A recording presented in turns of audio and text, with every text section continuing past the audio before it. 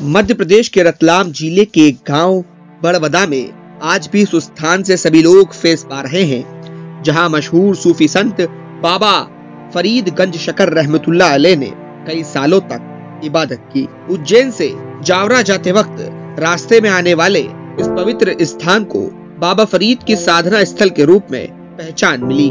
इसे बाबा फरीद का चिल्ला कहा जाता है। ये वही स्थान है जहां वो बावड़ी भी मौजूद है, जहां बाबा फरीद ने उल्टा लटक कर अल्लाह की इबादत की और अल्लाह का कुर्ब हासिल किया। जब आपको अल्लाह की तरफ से इनाम मिला तो आपने ऐसी अंगड़ाई ली कि यहाँ के आसपास के कई पेड़ भी बाबा फरीद के साथ अंगड़ाई लेने लगे, जिसके निशानात आज भी यहाँ मौजूद है। सालों पुराने पेड़ घूमे हुए आज भी नजर आते हैं।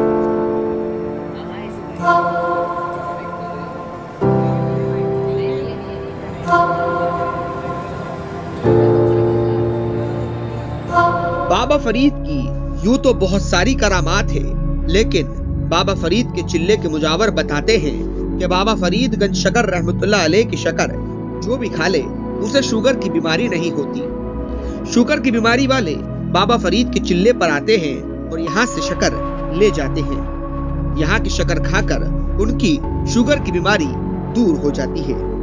बाबा फरीद को पारस पत्थर देने वाले एक अखाड़े के साधु को जब पारस पत्थरों का जखीरा मिल गया तो वो सभी सब कुछ छोड़कर बाबा फरीद के अनुयायी बन गए और उन्होंने यहीं पर बाबा की खिदमत कर इस्लाम कबूल कर लिया। बताते हैं कि यहाँ से गुजर रहे साधुओं को जब बाबा फरीद ने यहाँ लंगर का खाना खिलाया और ठहराया तो एक साधु ने उनकी सेवा को देखकर एक पत्थर उन्हें दे दिया और कहा, जब लौटेंगे तो हमें वापस दे देना।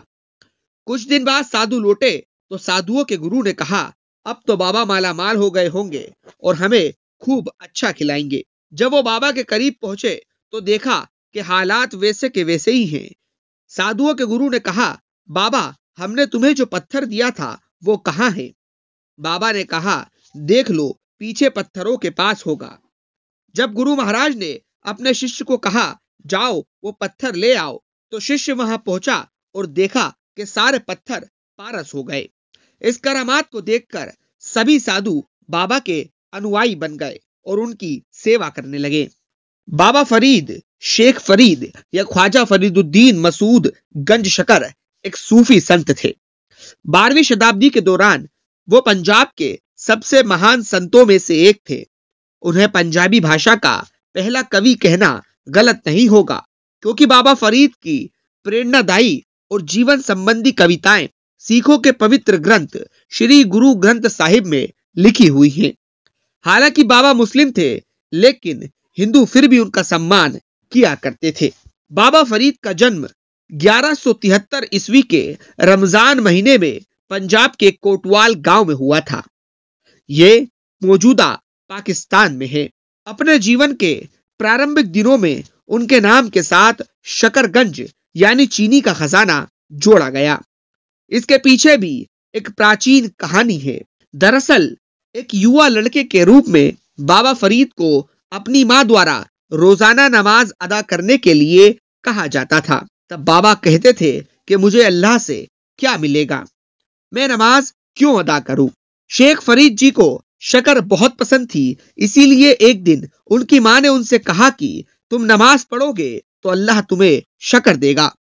बाबा फरीद की मां ने नमाज अदा करने के लिए एक चटाई डाली और उस चटाई के नीचे कुछ शकर छुपा दी ताकि वो उसे अल्लाह का वरदान समझे। एक दिन बाबा फरीद की मां चटाई के नीचे शकर रखना भूल गई, लेकिन उनकी नमाज के बाद एक करिश्मा हुआ और उस चटाई के नीचे शकर मिली।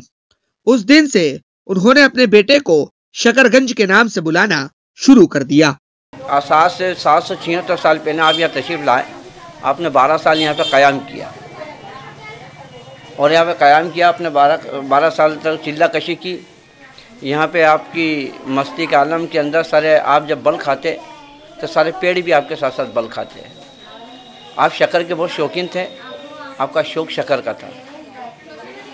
जब सरकार यहाँ पे तशरीफ़ फरमा थे तो कुछ बंजारे लोग शक्कर का व्यापार करते थे, तो यहाँ से शक्कर के गाड़ी के अंदर जब वो शक्कर लेकर के जा रहे थे तो सरकार ने कहा कि भाई ये क्या है, तो बंजारे लोग झूठ बोल गए कि ये इसमें शक्कर नहीं है बा साहब, इसमें नमक है।